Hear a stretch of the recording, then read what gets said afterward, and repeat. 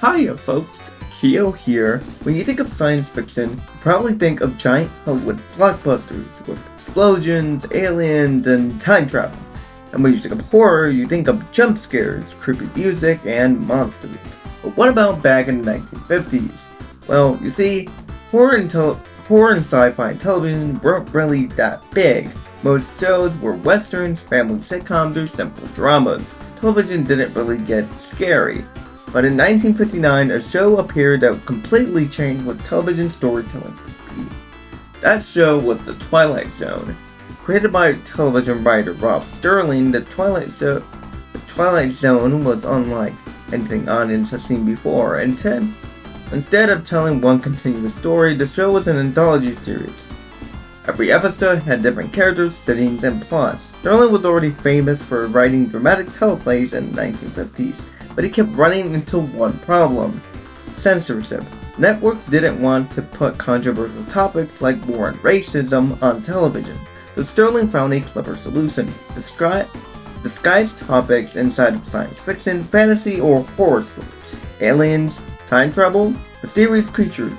These all became metaphors for real human issues.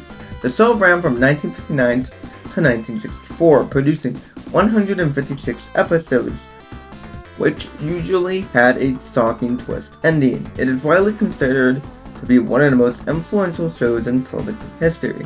Today, the episode is one of the highest and rated and most famous episodes of all time. Season 5, Nightmare on 20,000 Feet.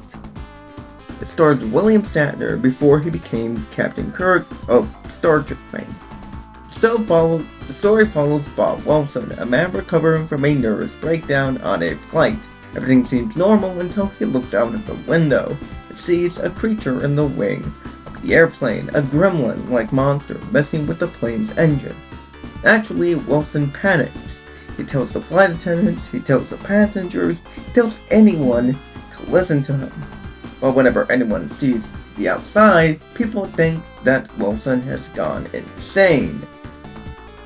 Imagine trying to explain that there is a creature on top of an airplane. Kind of crazy, right? The show builds the tension very good, as every time Wilson sees the creature, it causes more damage to the airplane. The audience sees it too, but the other characters definitely do not see the airplane at all. Eventually, Wilson decides to act. He grabs a revolver from an air marshal, opens the emergency door, and climbs onto the wing of a flying airplane. Because, of course, you could do that. Shoots at the creature, passengers scream, the plane lands safely. Wilson is taken inside of an ambulance, completely hysterical. But the twist is that the airplane wing is damaged, meaning the creature was actually real the entire time. Now, why does this work? Well, Nightmare on 20,000 Feet works for a lot of different reasons. Number one is fear. The fear of being on an airplane and knowing that something's happening outside must be pretty scary. And then, the second reason is perspective. The audience sees the creature, so we experience what Wilson feels. And then the filmmaking, tight shots, clever camera angles, and the creature briefly appearing to keep the tension high.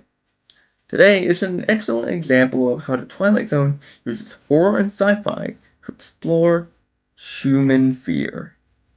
Rob Sterling didn't just create the show, he hosted, narrated, and wrote many episodes. Proved that storytelling could tackle real and psychological themes while entertaining audiences. Nightmare of 20,000 Feet remains unforgettable, not because of fancy tech or monsters, because of fear and mind-twisting reveals. It's the perfect example why The Twilight Zone is one of the greatest cultural shows of all time.